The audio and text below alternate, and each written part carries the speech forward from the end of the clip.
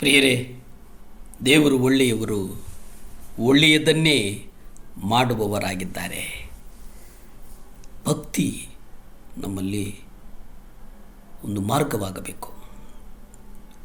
1 ಕೊರಿಂಥ 14ನೇ ಅಧ್ಯಾಯ 3ರಲ್ಲಿ ನಾವು ನೋಡ್ತೇವೆ, ಪ್ರವಾದಿಸುವವನಾದರೂ ಮನುಷ್ಯರ ಸಂಗಡ ಮಾತನಾಡುವವನಾಗಿ ಅವರಿಗೆ ಭಕ್ತಿ ವೃದ್ಧಿಯನ್ನು, ಪ್ರೋತ್ಸಾಹವನ್ನು, ಸಂತೈಸುವಿಕೆಯನ್ನು ಉಂಟು ಮಾಡುತ್ತಾನೆ. ಪ್ರಿಯರೇ, ಪ್ರವಾದನೆ ಅಂತಂದರೆ ಅನೇಕರು ನೆನೆಸುವುದೇನೆಂದರೆ ನಮ್ಮ ಬದುಕಿನ ಕುರಿತು, ನಿನ್ನೆ ನಾಳೆಗಳ ಕುರಿತು, ಬರುವ ಕಾಲಘಟ್ಟದ ಕುರಿತು, ನಮ್ಮ ಜೀವಿತದಲ್ಲಿ ಆಗುವ ಅದ್ಭುತಗಳು ಎಂಬುದಾಗಿ ನಾವು ನೆನೆಸುತ್ತೇವೆ. ಅದು ಹೌದು.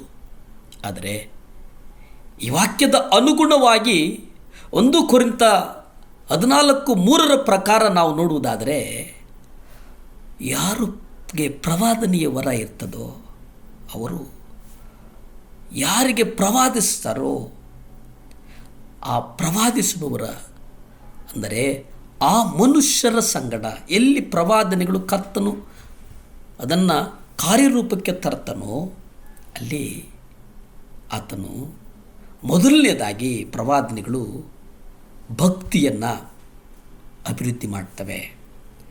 ಭಕ್ತಿಯ ಮಾರ್ಗದಲ್ಲಿ ನಡೆಯುವುದಕ್ಕೆ ಸಹಾಯ ಆಗ್ತವೆ.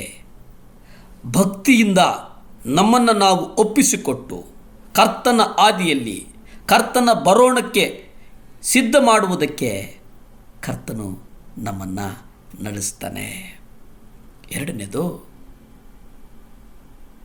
ಪ್ರೋತ್ಸಾಹವನ್ನು. ಪ್ರವಾದನೆಗಳು ನಮ್ಮನ್ನು ಪ್ರೋತ್ಸಾಹದಿಂದ ಮುನ್ನಡೆಸ್ತವೆ.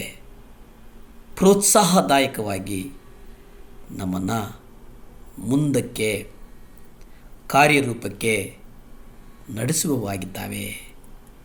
ಇನ್ನು 3ನೇದು ಸಂತೈಸುವಿಕೆ. ಇವತ್ತು ಈ ಲೋಕದಲ್ಲಿ ಸಂತೈಸುವವರ ಗುಂಪು ಒಂದು ಕಡೆ ದೇವರ ಸುವಾರ್ತೆಯನ್ನು ಸಾರಿಕೊಂಡು ಪ್ರಯಾಸ ಪಡ್ತಾ ಇದೆ. ಇನ್ನೊಂದು ಕಡೆ ಆ ಸಂತೈಸುವಿಕೆಯ ಆ ಗುಂಪನ್ನು ಕೇವಲವಾಗಿ ಮಾತನಾಡ್ತಾ ಇದ್ದಾರೆ. ಆದರೆ ದೇವರು ಹೇಳ್ತಾರೆ, ಸಂತೈಸುವಿಕೆ ನಿನ್ನ ಹೃದಯದಲ್ಲಿರ್ತಕ್ಕಂಥ ಎಲ್ಲ ಕಳವಳ, ನೋವು, ಕಣ್ಣೀರು, ಕಷ್ಟ, ಕಾರ್ಪಣ್ಯಗಳ ಅವುಗಳ ವಿರುದ್ಧ ಕಾರ್ಯೋನ್ಮುಖವಾಗಿರ್ತಕ್ಕಂಥ ಎಲ್ಲ ಮನೋಬಲಗಳನ್ನು ಸಂತೈಸುವಂಥ ಒಂದು ಆತ್ಮ, ಸಂತೈಸುವಿಕೆಯನ್ನು ನಿಮಗೆ ಕೊಡುವಂಥದ್ದು ಪ್ರವಾದನೆ. ಆ ಪ್ರವಾದನೆಯ ಮೂಲಕ ನಿನ್ನ ಹೃದಯ ಸಂತೈಸಿಸಲ್ಪಡುತ್ತದೆ, ಸಂತೋಷ ಪಡ್ತದೆ, ಉಲ್ಲಾಸ ಪಡ್ತದೆ, ಪ್ರಫುಲ್ಲವಾಗ್ತದೆ. ಆ ಸಂತೈಸುವಿಕೆ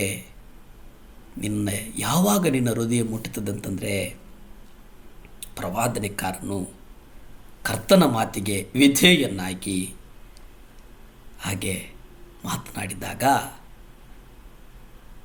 ಕರ್ತನು ನಮ್ಮನ್ನು ಸಂತೈಸ್ತಾನೆ. ಸಭೆಯ ಕೂಟಗಳಲ್ಲಿ ಎಲ್ಲ ಪವಿತ್ರಾತ್ಮ ಪ್ರೇರಿತ ವಿಶ್ವಾಸಿಗಳು ಸಂಕ್ಷಿಪ್ತವಾಗಿ ಪ್ರವಾದಿಸುವುದಕ್ಕೆ ಅಡ್ಡಿ ಇಲ್ಲ ಅನ್ನುವುದನ್ನು ನಾವು ನೋಡ್ತೇವೆ.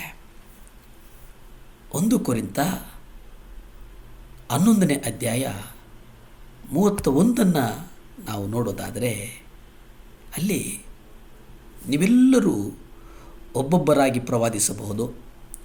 ಹೀಗೆ ಮಾಡಿದರೆ ಎಲ್ಲರೂ ಕಲಿತುಕೊಳ್ಳುವರು, ಎಲ್ಲರೂ ಆಧರಣೆ ಹೊಂದುವರು.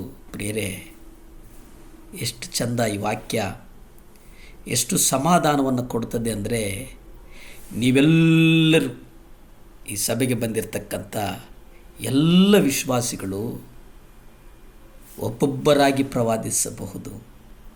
ಕರ್ತನು ಬಹಳ ಸ್ಪಷ್ಟವಾಗಿ ಹೇಳ್ತಾ ಇದ್ದಾನೆ, ನೀವು ಒಬ್ಬೊಬ್ಬರಾಗಿ ಪ್ರವಾದಿಸಬಹುದು.